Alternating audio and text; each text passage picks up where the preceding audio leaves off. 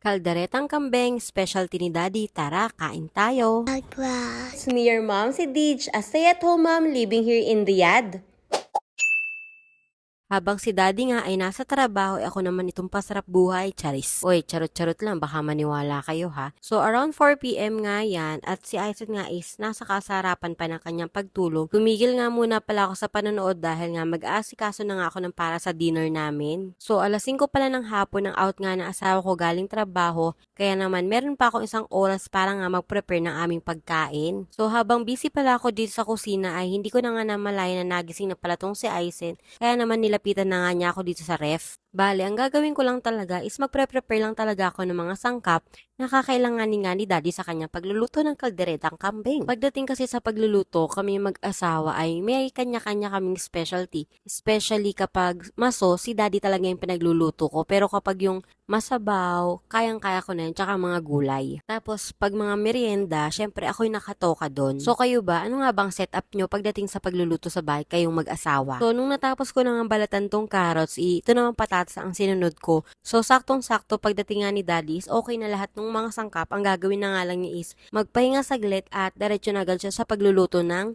kalderetang kambing. Feeling ko talaga nagayuma ako ni Daddy dito sa kanyang kalderetang kambing. Charot! Kasi nung tanda ko, nung nandyan ako sa Pinas, hindi naman talaga ako nakain ng kambing. Pero nung napunta nga ako dito sa Saudi, siguro nagsawa na rin ako lagi sa manok tsaka baka. Kasi alam niyo naman walang baboy dito. Nung nagluto nga si Daddy nitong kalderetang kambing ay talagang hinanap-hanap ko lalo nung nagbuntis ako. So bale, ito pala yung mga gagamitin nating sangkap. Ito palang kambing ay napalambot na to sa pressure cooker tapos meron na rin siyang timpla ng toyo, ketchup, Worcestershire sauce, and then sibuyas. So ito na nga, magluluto na nga si Daddy kaya lang nga yung patatas pala, napalaki nga yung hiwa ko kaya nilitan nga muna niya.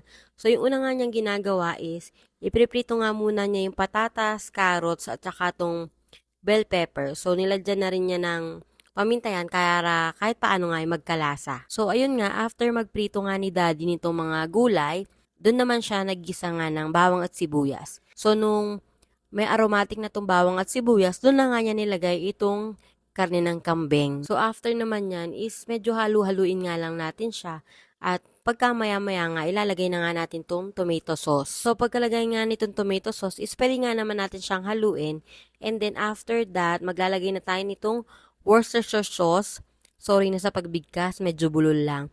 And then, takpan nga muna natin siya para kahit paano nga ay kumulo. So, after kumulo, ay dito na nga tayo maglalagay ng peanut butter. So, hindi ko alam kung naglalagay talaga ng peanut butter sa kaldereta, charis. So, ang pagkakatanda ko talaga ay liver spread ang nilalagay. Tama ba ako? Dito kasi sa Saudi, walang liver spread since yun ay made ng pork. So, after nga natin ma-mix yun, maglalagay naman tayo ng cheese para mas creamy itong ating kaldereta. Siyempre, halu-haluin nga lang din natin. And then, kapag medyo creamy na siya, ay pwede na nga natin lagay itong mga gulay na katulad ng carrots, patatas, at itong bell pepper na prinito natin kanina. After ilang minuto nga na pagluluto or ilang oras ng pagluluto ay ito na nga ang ating masarap na kalderetang kambing. Ay grabe, natatakam nga ako dito. So after nga maluto ay ito, naghain na nga ako dito sa aming lamesa ng pagkain. At syempre, pinakain ko muna ng kaunti itong si Aizen. O diba, huli sa akto sa pagbaba ni Aizen. Sige, sabihin nyo sa akin paano ako papayat kung ganito lagi kasarap ang pagkain namin, charis. Hindi, pero biro talaga. Masarap talagang magluto ang asawa ka nitong kalderetang kambing.